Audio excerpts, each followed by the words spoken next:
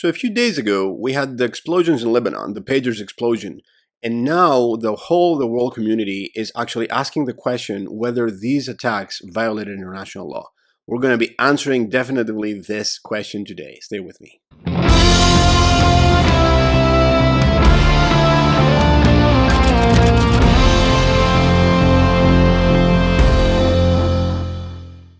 Hello guys, my name is Stavros. I'm a professor in international relations and an advocate for democracy. You're with me on Black Flag Media. This is an independent channel. We're raising the voice for freedom, for justice, for peace, and for democracy. I would like to discuss a little bit about what happened in Lebanon and the pagers attacks. The attacks that basically targeted allegedly Hezbollah members, and this was what precipitated the attacks that we're witnessing right now in Lebanon. I'm going to be talking about a little bit about that later on in this video.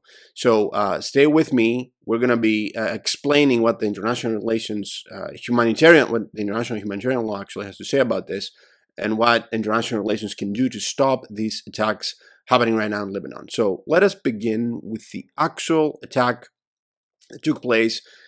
Basically, the Israelis haven't taken responsibility for this. They have not denied it. So that means, this is the typical practice. They were the ones behind it. Mossad, the Israeli secret service abroad, basically intelligence service abroad, Mossad was the one that orchestrated this attack. And they targeted Hezbollah members, but it was indiscriminate. When you're booby-trapping, devices such as walkie-talkies or pagers that anybody can actually pick up, civilians can pick them up, kids can pick them up if they're, their fathers or their mothers' devices, they can pick them up. So it was indiscriminate, and this is one of the biggest reasons why this was actually an illegal attack.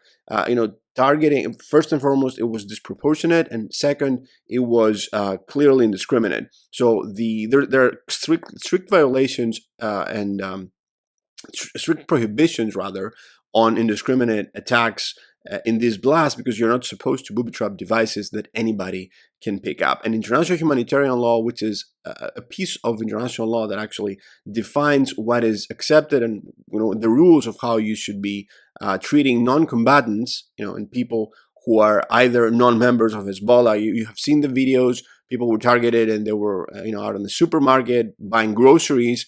People adjacent to them could actually be collateral victims of this attack. So yes, this was this was an attack that targeted non-combatants as well in this armed conflict.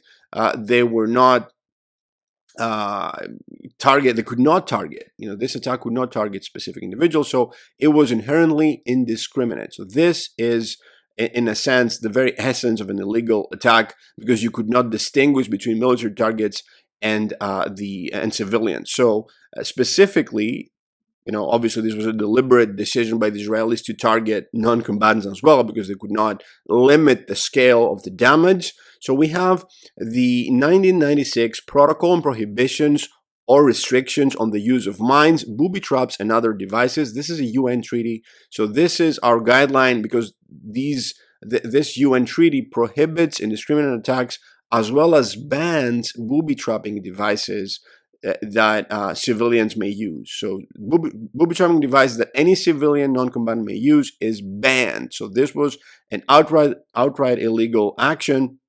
Specifically, any devices that may look harmless, or they are in the form of a harmless device apparently, or portable objects that are civilian objects, they are basically, they cannot be booby-trapped, or they cannot contain any explosive mechanism. This is a crime in international humanitarian law.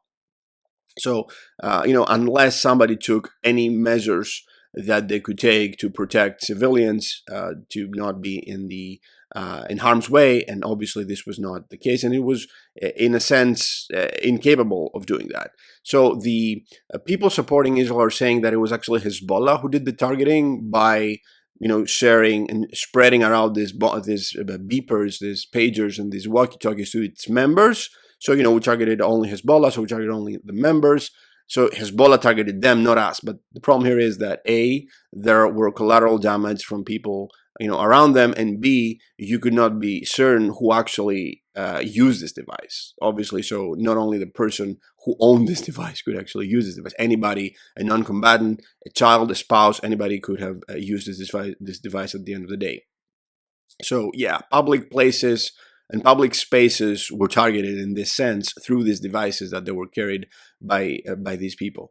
Also, there's the idea, the principle of proportionality. When you're waging an attack, you have to make sure, in international law, you have to make sure that you're not targeting non-combatants, you're not targeting civilians. You have to make certain that your actual goal is adequate enough and takes care to avoid civilian casualties, and it's adequate and proportionate. This was improportionate in the sense that they didn't care and they didn't try to avoid harming civilians. Finally, last but not least, everybody's saying that they targeted Hezbollah, and Hezbollah is a terrorist organization. Well, guess what? Hezbollah is a terrorist organization in the U.S. Its military wing is a terrorist organization, is considered to be a terrorist organization in the European Union, but the EU does not consider their political wing to be a terrorist organization. So in this case, the Israelis targeted politicians, or I don't know, some people also were public administrators. There were also some doctors, jurors, clerks, even, that they had nothing to do with waging war. These people are not considered terrorists in the EU, and they have been targeted indiscriminately as well. So the EU should say something about it, obviously, because according to the EU, they're not terrorists, but they have been targeted. They have lost arms, legs, eyes. Some of them have been killed. Also, 3 kids died. A 10-year-old and a 6-year-old and a 4-year-old died after the aftermath of these attacks.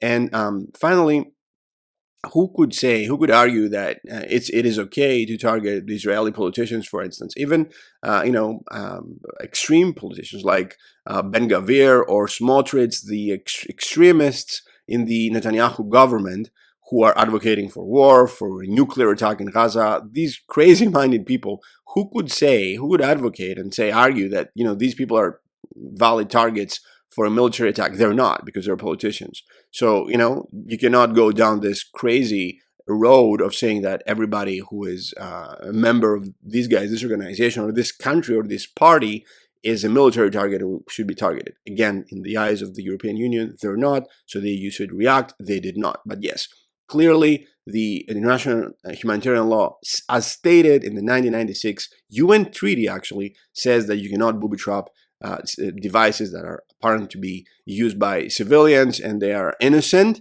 They look to be innocent. Anybody can pick them up. So this was a crime that is leading the Israelis to the path of war. The day of the recording of this video, the Lebanese people have suffered a mass exodus. Thousands of people have left their apartments and their homes in the southern part of the country, and they're driving up north. We're seeing pictures. It reminded me, actually, the exodus of the people from the Armenians from Artsakh, so-called Nagorno-Karabakh, in their continuing genocide by the Turks and the Azerbaijani.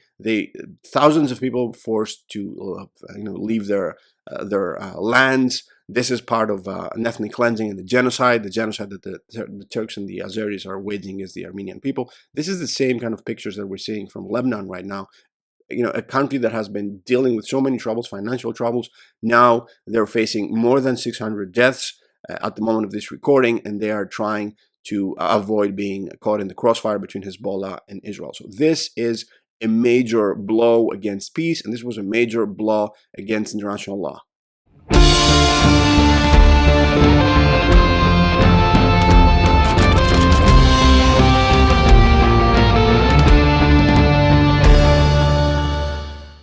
Again, guys, the only way for peace here is to have the Israelis, decide on a peace deal with Hamas. Apparently, or at least allegedly, they have won, or they have stopped Hamas in their tracks. So there's no reason why there shouldn't be a peace or a ceasefire deal in Gaza. So if that happened, obviously Hezbollah would stop fighting. So everybody is waiting on Mr. Netanyahu. Netanyahu, instead of the ceasefire, he chose war. He's the one responsible for this war in Lebanon. It's clear as day. So keep raising the flag, guys. Keep raising the black.